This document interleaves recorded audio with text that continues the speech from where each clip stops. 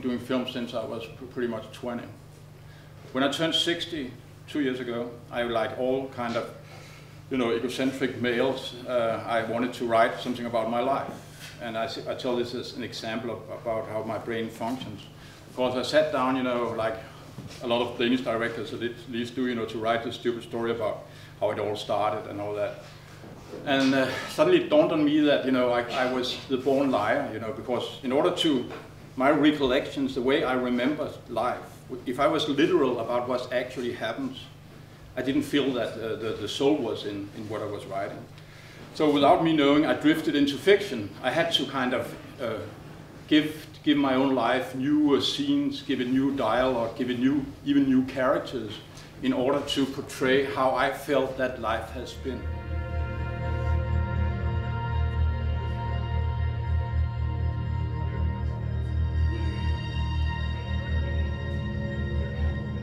The people, they're all real people. I mean, real. Oh yeah, I wanted to actually stop with yeah.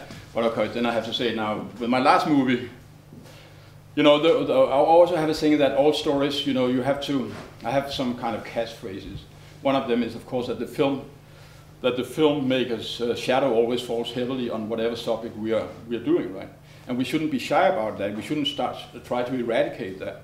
We should be, of course, you know, the way we perceive a film should be the way the world comes into our little brain that is totally unique from all other brains, and then we project it back onto the world, our version about what happened, right? And we don't know if that says anything to anybody else, but if the only thing we can hope, like in a loving relationship or something like that, we can hope that if we are very, very honest, maybe it would meet somebody else that they could use as some kind of mental food for their exploration of what it is to be alive. Right? You alter the reality, you change the reality. Yeah, but also it's your reality, it's their reality.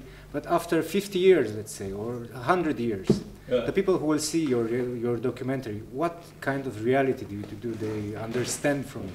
Yeah. My fundamental observation is that I'm trapped within my own brain, right? I'm in internal confinement, you know, within my own brain. I can sit in there, look out at you, right? Then I can give my perception of you in this very moment, right?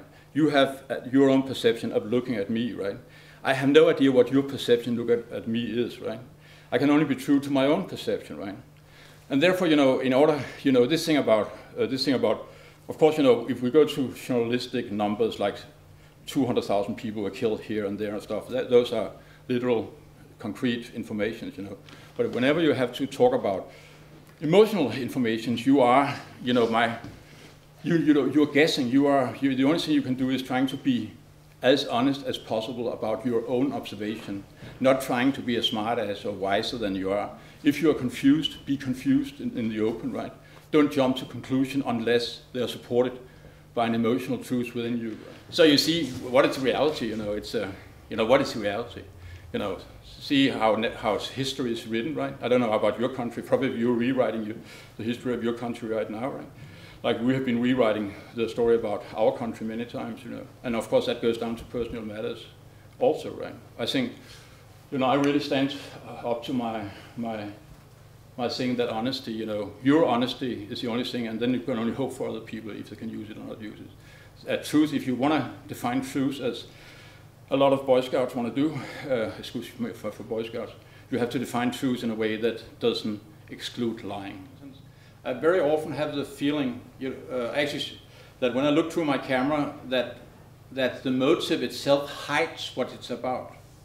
It's like there is, you know, it's like looking at a face and there's no eyes in the face. It's like you have to. I have another catchphrase is that reality itself is wearing a mask. And you have to a certain way, and that's part of your job as a filmmaker, whether you do fiction film or documentary film, that you have to find a way to sneak yourself in behind the mask where life is.